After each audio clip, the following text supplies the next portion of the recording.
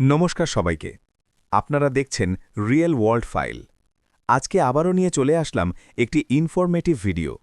আজকের এই ভিডিওতে আমরা জানব ভারতের স্বাধীনতা সংগ্রামের এক মহান বিপ্লবী নেতার জীবনী। তিনি হলেন সুভাষচন্দ্র বোস, যিনি আমাদের কাছে বেশি পরিচিত নেতাজি নামেই। রিয়েল ওয়ার্ল্ড ফাইলের এই ভিডিওতে আমরা জানব নেতাজির জীবন, তার সংগ্রাম এবং দেশের জন্য তার অসাধারণ আত্মত্যাগের গল্প। নেতাজি সুভাষচন্দ্র বসুর জন্ম হয় ১৮৯৭ সালের ২৩শে জানুয়ারি ভারতের কাটাক শহরে।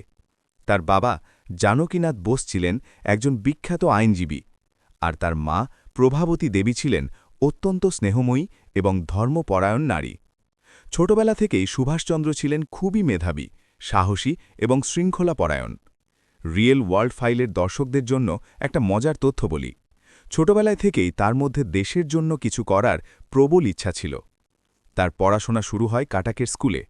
এরপর তিনি কলকাতায় উচ্চশিক্ষা গ্রহণ করেন। পড়াশোনায় তিনি সব সময় ছিলেন অসাধারণ। পরবর্তীতে উচ্চশিক্ষার জন্য তিনি ইংল্যান্ডে যান। সেখানে তিনি আইসিএস পরীক্ষায় উত্তীর্ণ হন। আইসিএস তখন ছিল ব্রিটিশ সরকারের একটি অত্যন্ত সম্মানজনক চাকরি। কিন্তু দেশের স্বাধীনতার জন্য তিনি সেই চাকরি ত্যাগ করেন, কারণ তার কাছে দেশের স্বাধীনতা ছিল সব কিছুর থেকে বড়।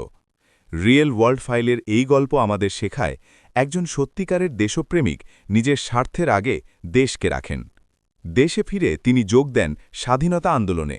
তিনি কাজ শুরু করেন ইন্ডিয়ান ন্যাশনাল কংগ্রেসের সঙ্গে। খুব অল্প সময়ের মধ্যেই তিনি হয়ে ওঠেন একজন জনপ্রিয় এবং শক্তিশালী নেতা। তিনি দুইবার কংগ্রেসের সভাপতি নির্বাচিত হয়েছিলেন, কিন্তু স্বাধীনতা সংগ্রামের পদ্ধতি নিয়ে অন্যান্য নেতাদের সঙ্গে তার মতভেদ তৈরি হয়। এরপর তিনি নিজের আলাদা পথ বেছে নেন। ১৯৪৩ সালে তিনি গঠন করেন আজাদ হিন্দ ফৌজ।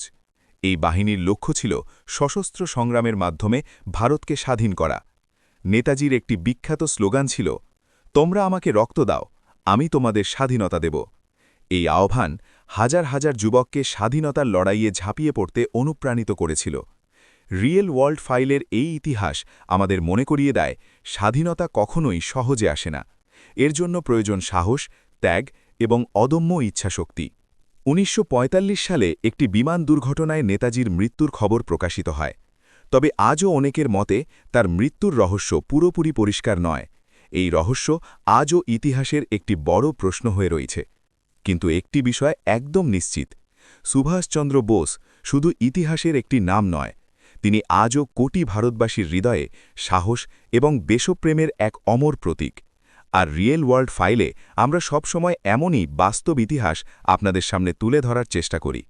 ভিডিওটি যদি ভালো লেগে থাকে তাহলে অবশ্যই লাইক করবেন, ভিডিওটি শেয়ার করবেন যাতে আরও মানুষ এই ইতিহাস জানতে পারে। আর আমাদের চ্যানেল রিয়েল ওয়ার্ল্ড ফাইল অবশ্যই সাবস্ক্রাইব করে রাখবেন।